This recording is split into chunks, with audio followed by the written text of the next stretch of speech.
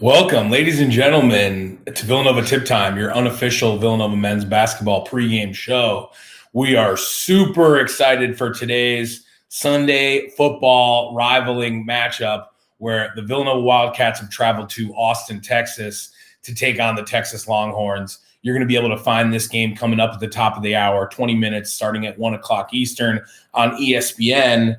But welcome. We're so excited for this game. The Cats are well rested. We've got a lot to break down in today's show. So we're going to talk a little bit about this game and the background of the Cats in Texas, because we'd be remiss if we did not. We're going to talk about some of the storylines going on around college basketball this week, and then we're going to get into the game. We're going to talk about this Texas team. We're going to break them down a little bit. We're going to talk a little bit about the Big 12.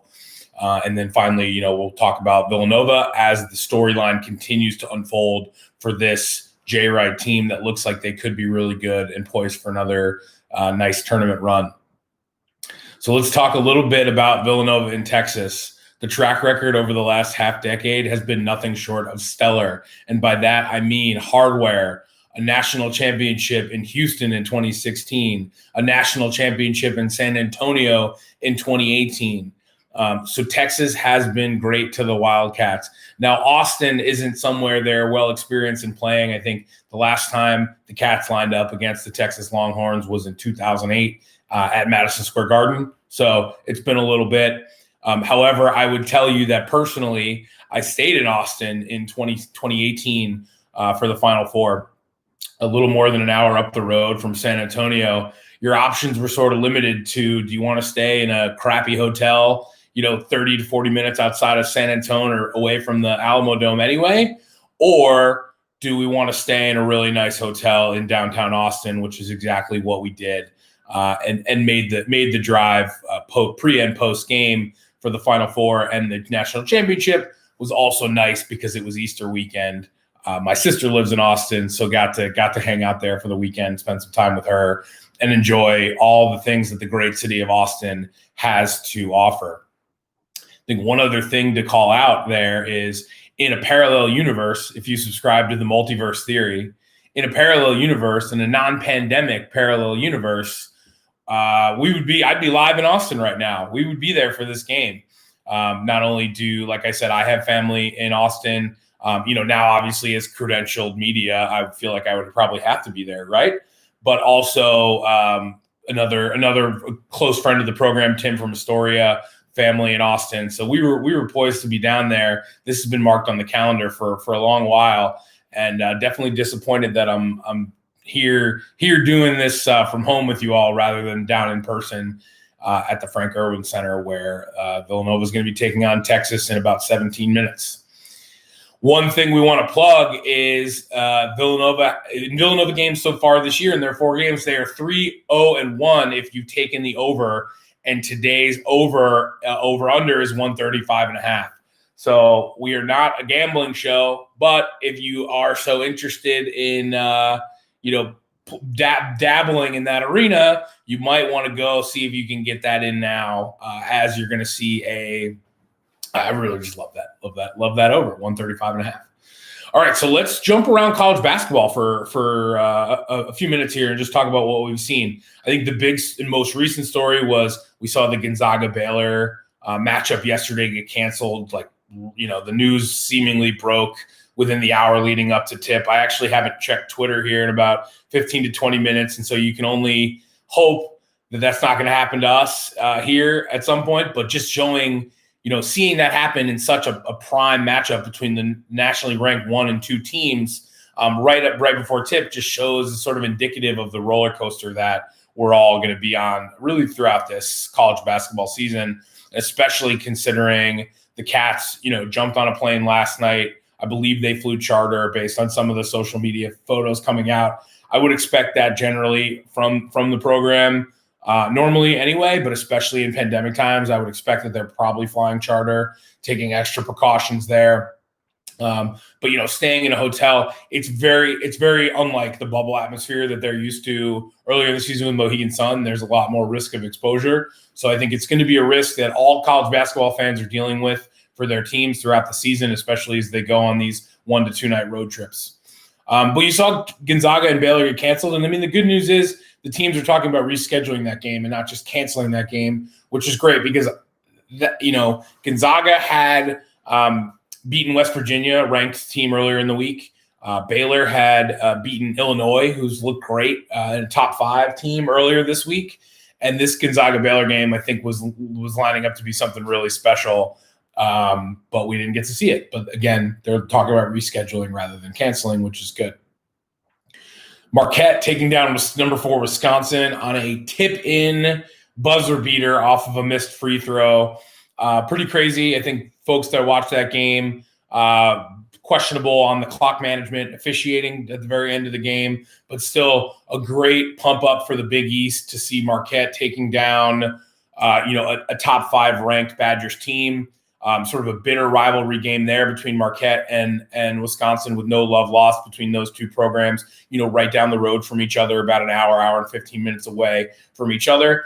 And really good look for the Big East. You're not going to see the Cats fans. You're not going to be, rooting for Marquette too often, especially once we get into conference play. But nice to see them take down that big win. And again, makes the Big East look like a stronger conference when you can see sort of one of the middle tier teams and what this year's Marquette team is supposed to be take down a top 5 team, national top 5 team out of a stacked Big Ten.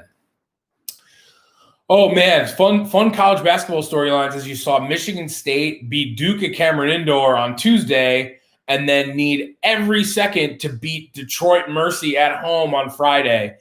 Is this anarchy? No, it's college basketball, as spoken by John Rothstein, who's a tremendous follow. If you're a college basketball fan, you don't already follow John Rothstein on Twitter, I highly recommend it. You're going to hear me refer to him pretty often.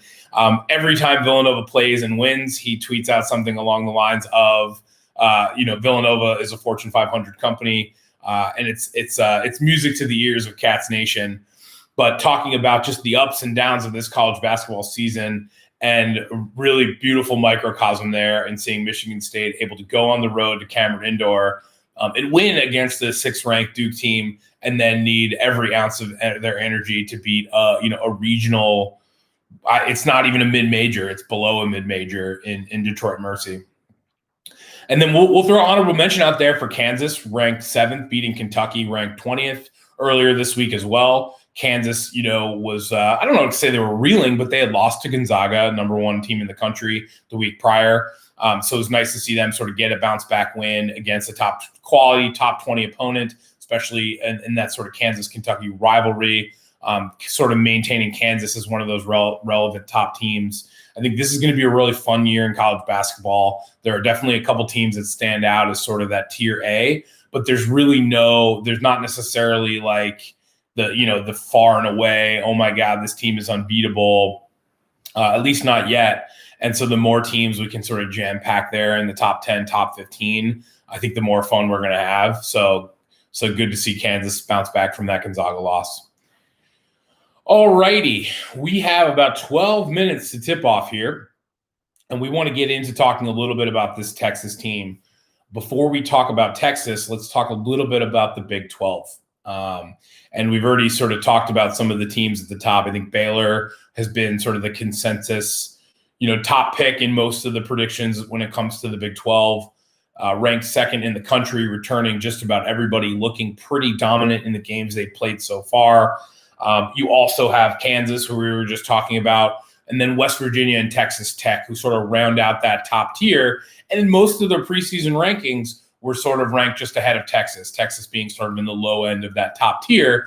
But Texas has played like every bit a belonging member of that top tier of the Big 12 by winning the Maui Invitational, which we'll get into in a moment. But this Big 12 is going to be a really loaded conference. You really like what you're seeing out of the power conferences this year, particularly the Big 12, in that they very well possibly are going to get more than half of their teams of the conference into the NCAA tournament. And that's even with Oklahoma State, who's got the guy that everybody's talking about as a potential number 1 pick in Cade Cunningham, and they're not postseason eligible due to some infractions that they've They are not eligible for the postseason, and even without that, the Big 12 might get more than half the teams in. So it's going to be a stacked Big 12 year. It's going to be a fun conference to keep an eye on. You're going to get a lot of really good conference games out of the Big 12, including from Texas, who we now want to talk about. So Texas has been really interesting so far, insofar as they had a blowout first game against UT Rio Grande Valley. UT Rio Grande Valley. They had a blowout win there, as expected, but then they've won each of their last 3 games. So Texas is 4-0 coming in, but they've won each of their last 3 games by 2 points. These were all Maui Invitational games. Starting with Davidson, they won by 2. Then they beat who am I forgetting? Who did they beat before NC? Oh, they beat Indiana by 2 with a late score. And then again, they won the Maui Invitational by beating UNC with a buzzer beater from Matt Coleman with 0.1 seconds left on the clock. So it's been a really interesting run for the Shaka Smart team, insofar as they're 6 points away from having a pretty atrocious record, but instead they hoisted the prized Maui Invitational trophy. It was the first time in 5 trips to the Maui Invitational that they were actually able to bring home the hardware. And folks are talking about them like a really formidable team, because they are. But just goes to show how close the cookie crumbles in college basketball, and that you're looking at 6 points separating them from being 4-0 and sort of a darling surprise of the top 20. Versus having a pretty worse record where Longhorns fans would be on very high alert. One thing to note you're looking at coming into this game is a defensively sound team like Texas have held 2 power conference opponents in their last 2 games in Indiana and UNC to a combined 33% shooting. So if that's a defensive effort they're going to look to carry over into this game against the Cats. As the Cats obviously look to shoot a lot of threes and come in with one of the better offenses in the country. That's going to be the sort of the battle to key in on is Texas defense able to neutralize the Wildcats the same way they were able against UNC and Indiana. One thing to point out from Texas's most immediate last game against UNC is they did hold a 16-point lead earlier in the game. Texas did, and UNC came back on that. So while the headline was, Texas wins on a buzzer beater, wins their first Maui Invitational, sort of the underlying story was they were able to get out to a big lead and saw it sort of squander away before they eventually held on late. Now, stop me if that feels familiar, Cats fans, because that was a little bit of what you felt on last Saturday night against Virginia Tech. But of course, the headline went against the Cats as they were not able to hold on and pull out that game in overtime. So the general style of play, it's obviously very early, but you look at the stat sheet, and Texas has 4 players in double digits, averaging double-digit points and some off the bench in Kai Jones. They're going to be really strong in all defensive facets, so both perimeter and interior. And if you look at sort of the objective like rankings or evaluators, such as like a KenPom, it's got Texas up there as a really strong, elite defensive team. One thing to keep an eye on is going to be Courtney Ramey. So this is the kind of the storyline that Cats fans should sort of key in on. Because Courtney Ramey looked like he was going to be headed to the main line, looked like he was going to be taking a spot on Coach Wright's team 3 to 4 years ago. And instead, that spot ended up going to Javon Quinterly, who many of you Cats fans remember from sort of a lackluster time at Villanova for Javon before he eventually moved over to Alabama, where he transferred to now. And we're starting to see him play there after he set out last year.